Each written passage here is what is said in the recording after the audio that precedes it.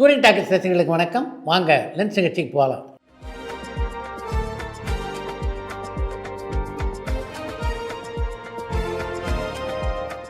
என்னப்பா முதல் கேள்வி? இப்போ ரிலீஸ் ஆகிற பெரிய ஹீரோ படங்கள் எல்லாத்துக்குமே யூஏ சர்டிஃபிகேட் தான் கிடைக்குது. இதற்கு காரணம் என்னன்னு சந்தனகுமார் சென்னையிலேருந்து கேட்டிருக்காங்க. தணிக்கை அதிகாரிகளை பொறுத்தவரையிலே ஒரு திரைப்படத்தினுடைய கதை எப்படி இருக்குது, அதனுடைய காட்சி அமைப்புகள் எப்படி இருக்குது என்பதை பார்த்தெல்லாம் தான் அந்த படத்துக்கான தணிக்கை சான்றிதழை வழங்குகிறார்களே தவிர, இந்த படத்தில் யார் நடிச்சிருக்காங்க, பெரிய நடிகர் நடிச்சிருக்காங்களா, சின்ன நடிகர் நடிச்சிருக்காங்களா அப்படின்லாம் பார்த்து அவங்க தணிக்கை சான்றிதழை வழங்குவதில்லை. கேஎல்வி வசந்தா அவர்கள் தமிழில் எத்தனை படம் நடிச்சிருக்காங்கன்னு கடலாடியிலேருந்து பாலசுப்ரமணியம் கேட்டிருக்காங்க.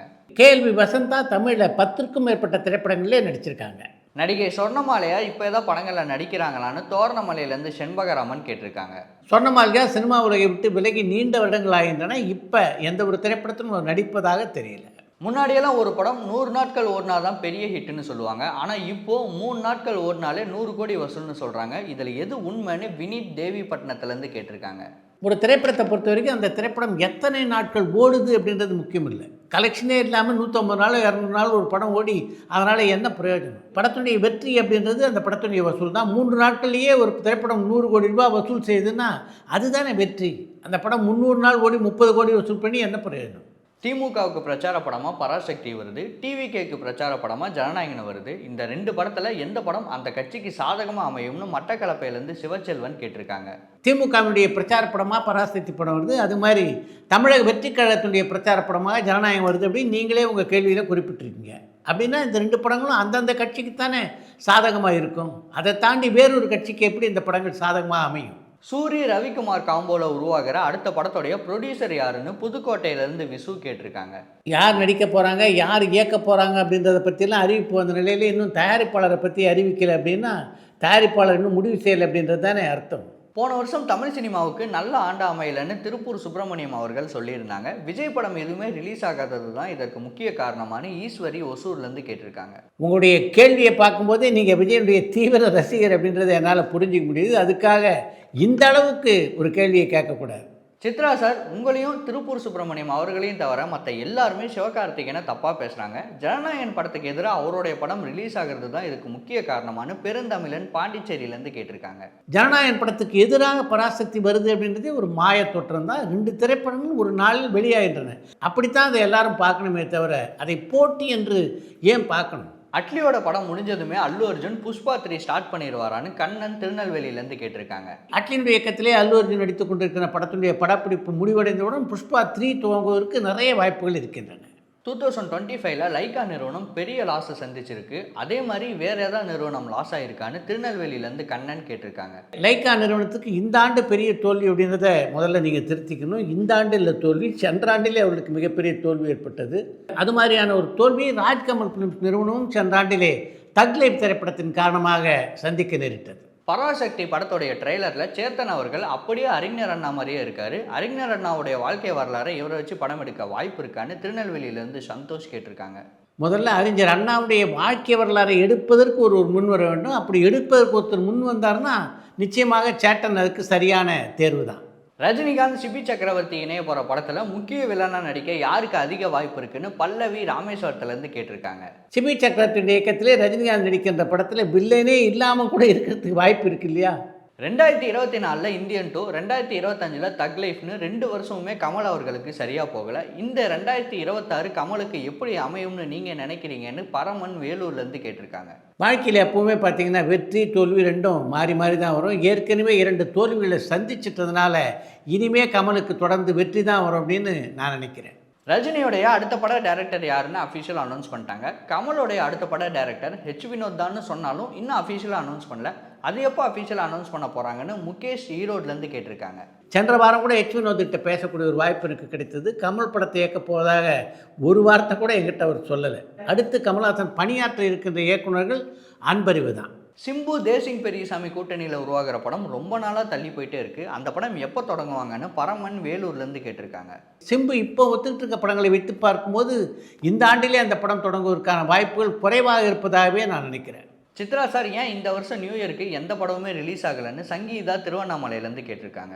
ஜனநாயகம் திரைப்படம் ஜனவரி மாதம் 9ஆம் தேதி வெளிவருவதாக ஏற்கனவே அறிவிச்சிட்டாங்க. அதே மாதிரி பார்த்தீங்கன்னா பராசக்தி படம் 10ஆம் தேதி வெளியாகும் அப்படின்னு தொடர்ந்து அறிவிப்பு வந்தது. அதன் காரணமாகத்தான் ஜனவரி 1ஆம் தேதி முக்கியமான படங்கள் எதுவும் வெளியாகவில்லை. தமிழ் சினிமாவில் அதிகமாக யானையை மட்டுமே வச்சு படம் எடுக்கிறாங்க, ஏன் மற்ற விலங்குகளை வச்சு படம் எடுக்க மாட்டேங்கிறாங்கன்னு தேனியிலேருந்து ரியாஸ் கேட்டிருக்காங்க. தமிழ் சினிமாவில் யானையை மட்டும் வச்சு படம் எடுக்கிறாங்கன்னு உங்களுக்கு யார் சொன்னது? இங்கே குரங்கு வச்சு படம் எடுத்திருக்காங்க, கழுதியை வச்சு படம் எடுத்திருக்காங்க, குதிரையை வச்சு படம் எடுத்திருக்காங்க, இப்படி பல விலங்குகளை வைத்து படம் எடுத்திருக்கிறார்கள். 2025 தமிழ் சினிமா ரெட் ஜெயின் நிறுவனம் கையில் தான் இருந்ததான்னு விஜயன் பனையூர்லேருந்து கேட்டிருக்காங்க. 2025ஆம் ஆண்டில் சினிமா ரெட் ஜெயின் நிறுவனத்திடமும் இருந்தது. டெக்னாலஜி அப்படிங்கிற விஷயம் எவ்வளோ பெருசாக வளர்ந்தாலுமே சினிமாவில் கிளாப் போர்டு அடிக்கிற பழக்கம் இன்னுமே இருக்குது. இதற்கு காரணம் என்னன்னு ராமு சேலம்லேருந்து கேட்டிருக்காங்க. இப்போ சினிமாவில் எத்தனை படங்களுக்கு கிளாப் அடிக்கிறாங்க அப்படின்னு நினச்சிட்டு இருக்கீங்க? சினிமாவில் கிளாப் அடிக்கிற பழக்கம் மெல்ல மெல்ல காணாமல் போய் கொண்டிருக்கிறது அப்படின்றது தான் உண்மை.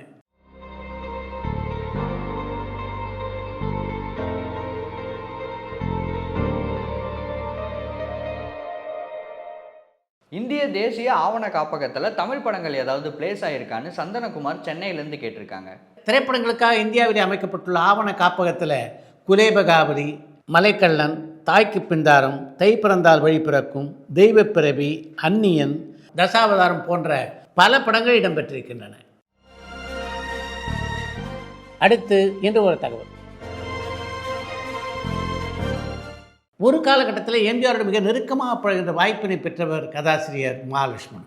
நேரம் கிடைக்கும் போதெல்லாம் எம்ஜிஆருடைய வீட்டுக்கு சென்று அவரை சந்திப்பது மகாலட்சுமனுடைய வழக்கம். ஒரு காலகட்டத்தில் திரைப்பட உலகிலிருந்து விலகி எம்ஜிஆர் முதலமைச்சரானதுக்கு பின்னால் அவரை சந்திக்க போனார் மகாலட்சுமணன். அப்போ எம்ஜிஆர் புறப்பட்டு கொண்டிருந்தார். கொஞ்ச நேரம் முன்னாடி வந்திருந்தீங்கன்னா பார்த்துருக்கலாமே, ஐயா புறப்பட்டுட்டாரே என்று அங்கே இருந்த வேலையாள் மகாலட்சுமணன் சொன்னார். இல்லை போட்டோம், நான் இன்னொரு நாள் வந்து பார்த்துக்கிறேன் என்று சொல்லிவிட்டு அங்கே ஓரமாக நின்று இருக்கிறார் மகாலட்சுமணன். எம்ஜிஆர் எப்போவுமே தோட்டத்தொட்டு கிளம்பும்போது தன்னுடைய தாயை கும்பிட்டு விட்டு தான் அங்கேருந்து கிளம்புவார். அன்றைக்கும் அப்படித்தான் அவருடைய கார் அங்கே நின்றது.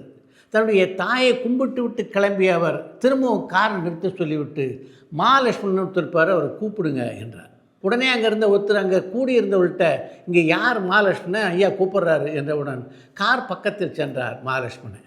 ஒரு கல்யாணத்துக்காக போயிட்டுருக்கேன், முக்கியமாக ஏதாவது பேசணுமா என்று மகாலட்சுமணனை பார்த்து எம்ஜிஆர் கேட்டபோது, முக்கியமாக ஒன்றும் இல்லை, சும்மா தான் பார்த்துட்டு போகலான்னு வந்தேன் என்று அவருக்கு பதிலளித்தார் மகாலட்சுமணன்.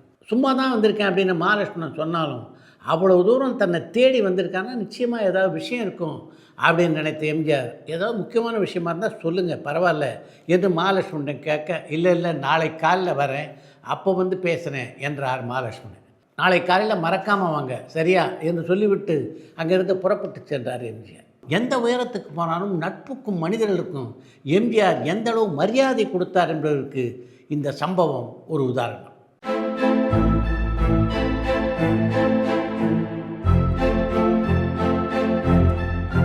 இத்துடன் இன்றைய லென்ஸ் நிகழ்ச்சி நிறைய பெறுகிறது. மீண்டும் அடுத்த லென்ஸ் நிகழ்ச்சியிலே சந்திப்போம்.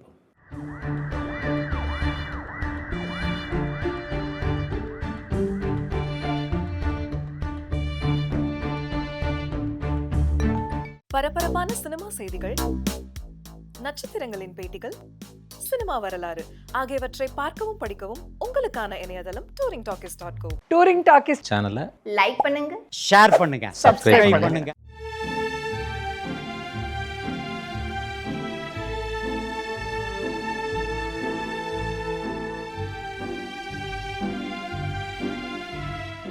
மறந்துடாதீங்க, பண்ணுவீங்க.